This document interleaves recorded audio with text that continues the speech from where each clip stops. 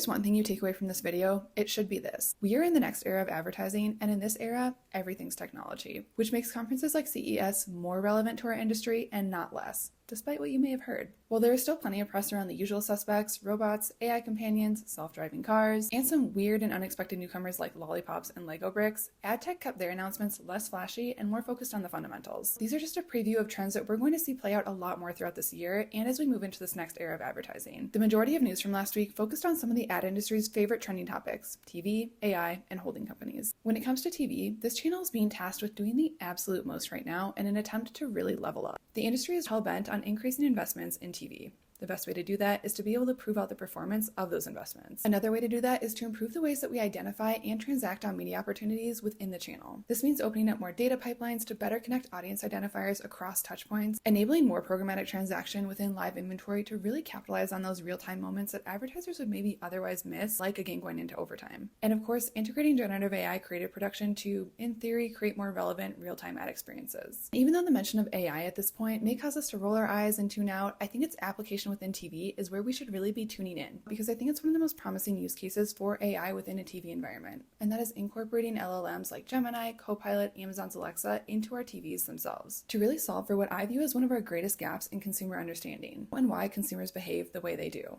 What are they looking for? What actually led them to that moment of interest? Why aren't they purchasing? Conversation gives us line of sight into the moments that happen in between consumer and brand interactions. What was their mood, mentality, intent? What are they actually looking for, or what brought them there, in a way that an audience segment just can't capture? Of course, there was endless conversation about agentic buying, which by the end of the week, I'm pretty sure just the mention of the word agentic made people want to vomit faster than all their late nights out at the bar did. If applied in the right ways, agentic AI holds a lot of promise for moving the industry forward, but it's in a pretty tenuous position right now. A lot of its success is going to come down to ownership of standards, protocols, initiatives, applications of those, and then of course adoption of the technology itself. I think we'll continue to see a lot of proofs of concept, prototyping, and small-scale tests in the first half of the year that will give us a better indication of where the technology is going to go in the second half of the year. Something to keep an eye on. And you know we will. Finally, we have the holding companies, who showed up and showed out when it came to flexing their AI-powered platform muscle. And even though people are maybe rightfully pretty unhappy with holding companies right now, this pivot in business model is as much a survival strategy as it is a Hail Mary. These holding companies cannot continue on the trajectory that people are comfortable and familiar with if they want to survive. They need to find new pathways to generating revenue.